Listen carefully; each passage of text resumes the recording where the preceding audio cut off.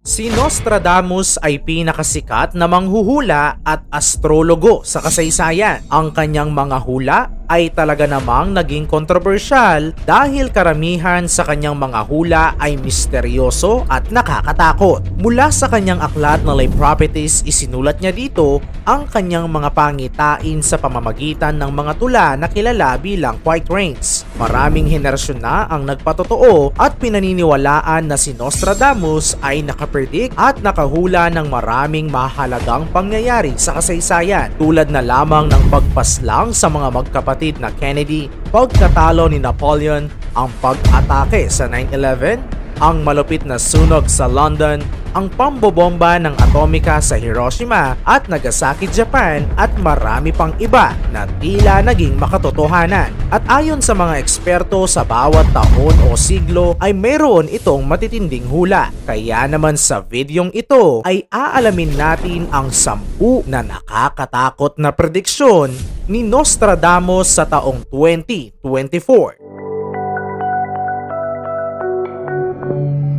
Pang-10, malubhang delubyo sa taong 2024. Hindi natin kailangan si Nostradamus para sabihin sa atin na ang papatinding problema sa klima ay patuloy nang nangyayari, kung saan panay iniuulat ang mga malulupit na bagyo, sunog at pagtaas ng mga temperatura ngayong taon. Pero ang nakakaintriga ay kung paano niya ito tila inunawa at inaasahan mula sa mga siglong nakalipas. Ang tuyong lupa ay magiging mas tuyo ayon di umano sa kanyang hula.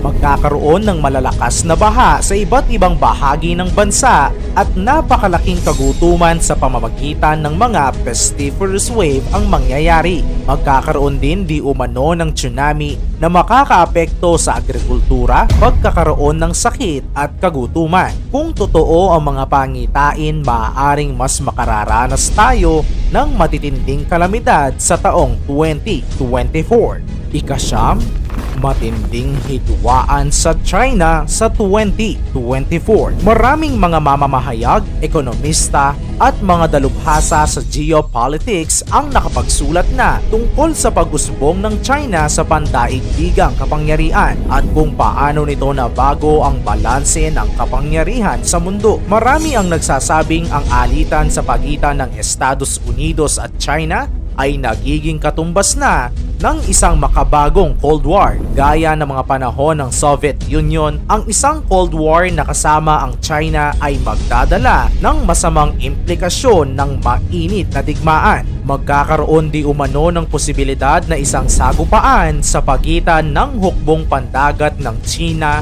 at mga miyembro ng NATO na maaaring magdulot ng isang diplomasyang insidente. Sa pagyayabang ng China sa pagkakaroon ng pinakamalaking hukbong pandagat sa buong mundo, ay posibleng maghatid ng isang matinding digmaan. Pang-8, ang bagong Santo Papa sa Roma. Si Pope Francis ng Katoliko ay kasalukuyang nasa edad 80 mahigit na at nakakaranas na ng mga problema sa kalusugan, at ito ay maaaring magresulta sa pagbabago sa pamamahala ng simbahang Katoliko. Ayon kay Nostradamus, ang isang bagong Santo Papa di umano ay mas bata, kaya mas magiging mahaba ang panunungkulan nito, pero magpapahina at maghahatid ng mga iskandalo sa simbahang Katoliko. Ika-7, pagsalakay ng AI sa 2024. Sa taong 2024, ayon sa mga hula ni Nostradamus, mag-uumpisa ang malawakang impluwensya ng Artificial Intelligence o AI na magdudulot ng kalituhan at kawalan ng seguridad sa buong mundo. Ang mga makina ay magiging kaaway ng tao at magdudulot ng hindi inaasahang mga epekto. Ang mga robot ay maghahanap ng kanilang kalayaan, isusulong ang kanilang karapatan at tatalikuran ang supremasiya ng tao. Ang pag-aalsang ito ay magdudulot ng malalimang pagbabago sa lahat ng aspeto ng lipunan, mula sa industriya at ekonomiya hanggang sa pamahalaan at pang-araw-araw na buhay. Ang mundo ay magkakaroon ng alitan para sa kontrol, kung saan ang mga tao ay makikipaglaban upang muling magkaroon ng kapangyarihan sa kanilang mga nilikha.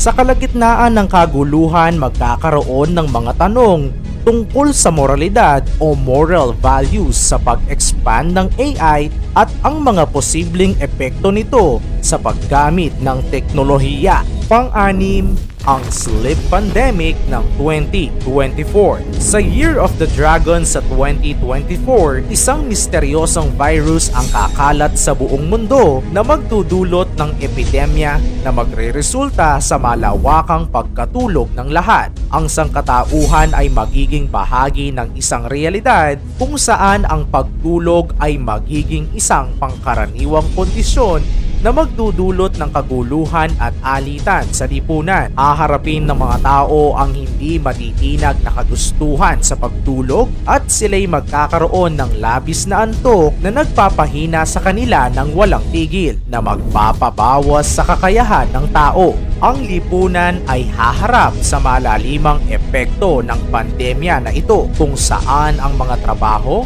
paaralan at araw-araw na gawain ay hindi gagalaw. Ang mundo ay magiging isang lugar kung saan ang mga panaginip ay maghahalo sa realidad at ang mga tao ay hirap ng pag-ibahin ang paggising at pagtulog. Panglima, extraterrestrial invasion. Si Nostradamus ay nagtala na sa 2024 ang mundo ay haharap sa isang malupit na pangyayari habang isang mas advanced na lahi ng mga alien ay dadalaw sa ating planeta. Ang sangkatauhan ay haharap sa isang panganib mula sa mga alien na magbabanta sa atin. Isang lahi ng mga alien na may mas mataas na teknolohiya at katalinuhan ang darating sa mundo na may layuning sakupin ang ating planeta. Ang kanilang mga motibo ay mananatiling misteryoso at ang sangkatauhan ay mapipilitang harapin ang hindi inaasahang pagtutunggali sa mga nilalang. Ika-apat, ang malupit na social media. Isang mapanlinlang na social network na inilunsad noong 2023 ang mabilis nakakalat, magmamay-ari sa isipan ng mga tao at gagamitin ang mga ito para sa mga masasamang layunin. Ang kapangyarihan ng social media ay magiging baluktot, magdudulot ng kaguluhan at distortion sa lipunan. Ikatlo, isang malaking kometang papalapit sa mundo ngayong 2024. Isang napakalaking kometang dati hindi natukoy ng mga astronomo ay papasok sa ating solar system at magdudulot ng panganib sa ating planeta. Ang napakalaking sukat nito at direksyon ng pag-ikot ay magiging senyales ng malawakang potensyal na pinsala. Ikalawa, cyber chaos. Isang sunod-sunod na mapaminsalang cyber attacks sa mga kritikal na infrastruktura at militar na sistema ay magdudulot ng kaguluhan at pagdududa sa pagitan ng mga bansa. Ang mga makabagong hacker at mga unit ng cyber warfare na suportado ng gobyerno ay gagamitin ang mga kahinaan, magpapakawala ng mga masalimuot na atake upang pabagsakin ang mga communication network, sisirain ang mga sistemang pinansyal at kakalabanin ang mga mahalagang mekanismo ng depensa at magdudulot pa ng mas maraming kaguluhan sa geopolitics. At ang nanguna, ang kontrobersyal na hula ng pagkapanalo ni Trump sa halalan ng Pangulo 2024. Ang isa sa mga hula na kamakailan lang ay nagkaroon ng pansin ay ang posibleng pagbabalik ni Donald J. Trump sa pinakamataas na posisyon sa Estados Unidos sa halalan ng Pangulo sa 2024. Gayunpaman, sa loob ng hulang ito ay naglalaman ng isang malupit na kwento na nagpapakita ng magulo at masalimuot na larawan ng kinabukasan ng Amerika sa ilalim ng pamumuno ni Trump. Ang mga hula ni Nostradamus para sa taong 2024 ay naglalaman ng mga misteryosong pahiwatig tungkol sa hinaharap. Bagamat ang mga pahayag ay kriptiko at hindi malinaw, Tandaan natin mga kasoksay, isa lang ang dapat nating paniwalaan at sampalatayanan. Ito ang nag-iisa nating kataas-taasang Diyos na nakakaalam ng lahat ng bagay sa hinaharap. Ikaw, ano ang masasabi mo sa mga hulang ito? Magkatotoo kaya ang mga ito? O isa lamang huwad na panghuhula at pananakot? I-komento mo naman ito sa ibaba. Paki-like ng ating video. I-share mo na rin sa iba. Salamat at God bless!